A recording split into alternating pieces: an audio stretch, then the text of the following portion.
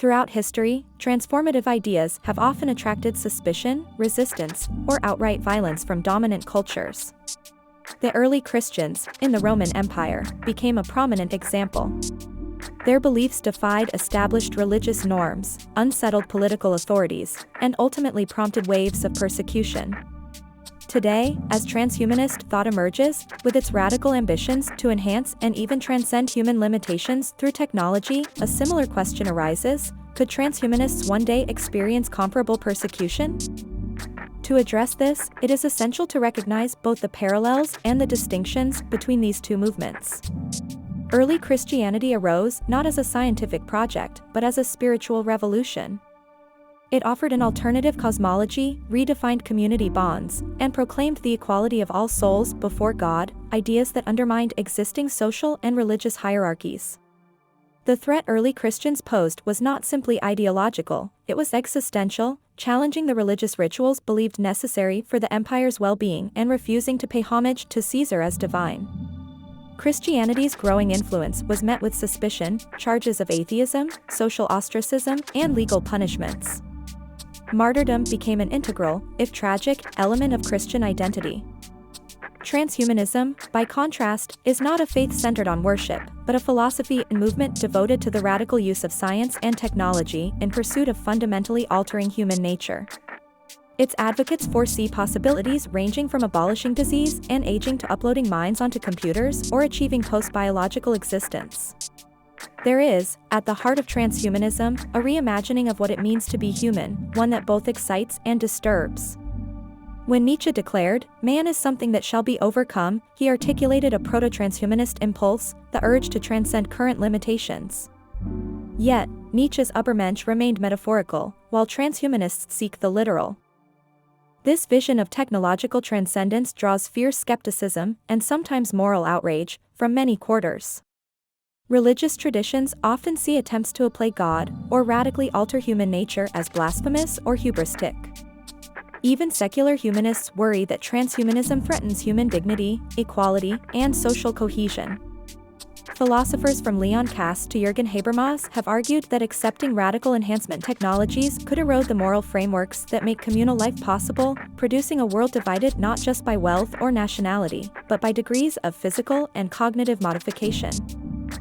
Here, then, lies a possible source of future persecution, if transhumanist practices or beliefs begin to spread widely, and if they are perceived as subversive or destabilizing to prevailing moral or political orders, backlash may ensue.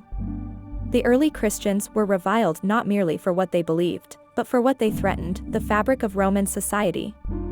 Similarly, a world in which transhumanist technologies are accessible to the few, or appear to endanger the many, could prompt hostile reactions from governments, religious authorities, or the public at large. The mechanisms of this resistance could take many forms. Legal restrictions on enhancement technologies are already in place in many countries, and could become stricter as capabilities advance. Social movements might brand transhumanists as a dangerous or immoral cult, as seen in periodic media panics about artificial intelligence or biotechnology. In an era of increasing polarization, moral panics can spread rapidly. And, though modern liberal democracies officially protect freedom of belief, it is not unimaginable that, under the right conditions, say, in the wake of a technological disaster or an economic crisis, transhumanists could become scapegoats, accused of undermining what it means to be human. Yet, there are also important differences.